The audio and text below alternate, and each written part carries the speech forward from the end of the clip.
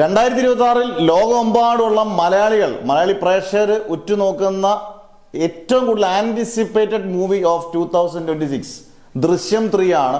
സംശയം വേണ്ട. കാരണം ദൃശ്യം ഉണ്ടാക്കിയ ഓളം ചെറുതൊന്നുമല്ല. ദൃശ്യത്തിന് പ്രത്യേകിച്ചും ദൃശ്യത്തിന്റെ ആദ്യത്തെ പാട്ട്, രണ്ടാമത്തെ പാട്ട് OTT ആണ് ഇറങ്ങിയത്.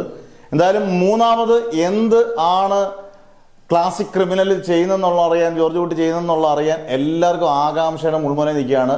ഏപ്രിൽ 2 വേൾഡ് വൈഡ് റിലീസും പറഞ്ഞിട്ടുണ്ട്. ഇതിന് മാറ്റമില്ലെന്നാണ് പറയുന്നത്. അതിൻ്റെ ഏറ്റവും ലേറ്റസ്റ്റ് ന്യൂസ് എന്ന് പറയുന്നത് ഇതിന്റെ ടീസർ പുറത്തു വരുന്നു. അതിന്റെ ടീസറിന്റെ സെൻസർ കഴിഞ്ഞിട്ടുണ്ട്.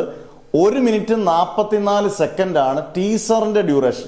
പണ്ടൊക്കെ ട്രെയിലറിന്റെ ഡ്യൂറേഷൻ ഇത്രയൊക്കെ ഉള്ളായിരുന്നു. ഇപ്പൊ ടീസർ 1 മിനിറ്റ് 1-2 മിനിറ്റ് എടുത്തും ട്രെയിലർ 4 മിനിറ്റും ഒക്കെ എടുത്തായി.